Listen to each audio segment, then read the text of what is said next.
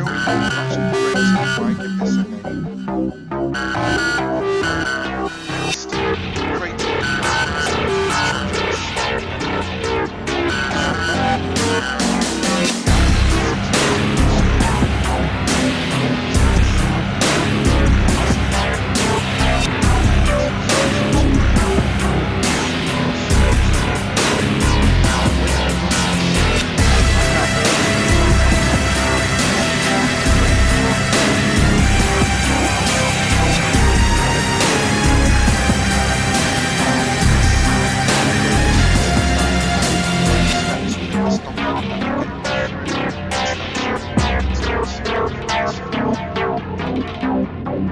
So when you log into your Windows instance, you'll essentially have two main tools that you can use. One is Eclipse, where we're going to do our development, where we're going to build our CDSs.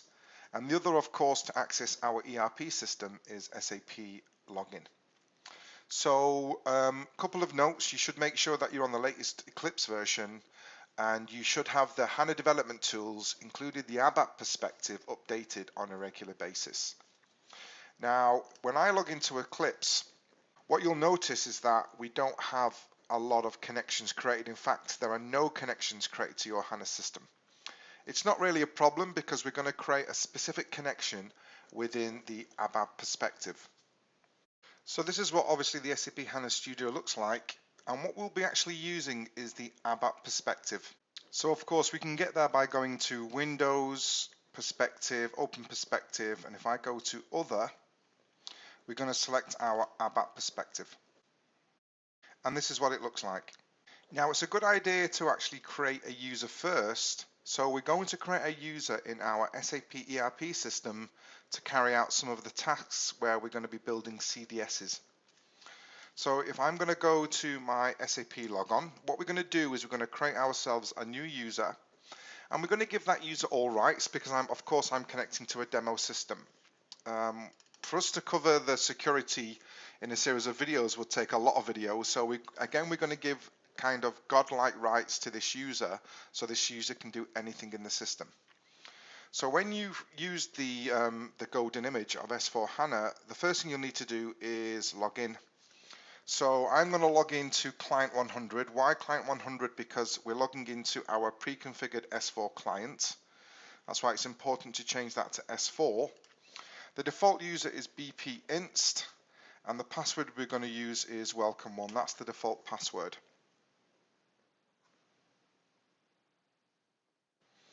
So this is what you'll see, and again what we're going to do firstly to start off, there's a series of shortcuts. There's no reason why you can't use this user.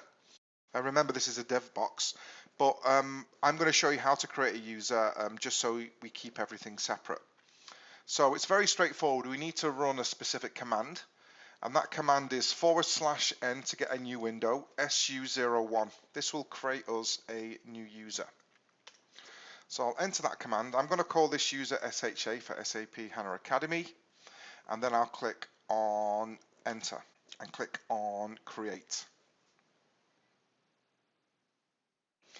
Now, when you do this, you need to give a minimum of a few rights in order to create yourself a user.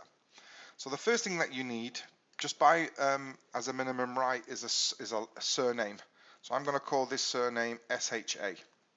So I'm only going to show you the minimum things you need to do to create this user. You then need to go and change your default password. So I'm going to give a password. Now I would advise a generic password. So I'm going to type here password1. Why? Because of course you'll be asked to change it in a few minutes. So that's the second minimum thing that you need to allocate. And thirdly, you need to go to your list of profiles and add a few profiles.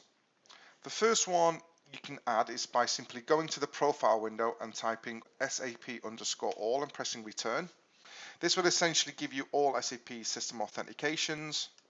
And then we need another one called SAP_new, and I'll click on enter, and this will give us any new authorization checks. Basically this will create as a copy, essentially a copy of that bpinst user. It won't have necessarily all the same rights, but this will give us enough roles and rights to do what we want to do in this series of videos. So that's it. They're the minimum things you need to give. So I'm then going to click on save. And that user has been created. So of course now to test, we're not going to use that BP inst user anymore. So you can click on the orange log off button at the top to go to the top. Again, this connection will already have been created. I'm going to log on. And then all I need to do is log in as that user. Again, remembering to log in as the user 100. So I'm going to log in as SHA. I'll enter my password. And then I'll be required to re-enter my password, so I'll enter it now. I'll enter a new password now. There we go. And I'll click on OK. And I'll click on OK, and now we've logged in as that user. So to summarize, in this video, we looked at how you can instantiate your own SAP S/4HANA system. And then we looked at how to create a specific user to carry out the exercises coming up in the next few videos. In the next video in the series, what we're going to do is look at the SAP HANA Studio and how to create yourself a connection to your S/4HANA system, as well as how to load some demo data.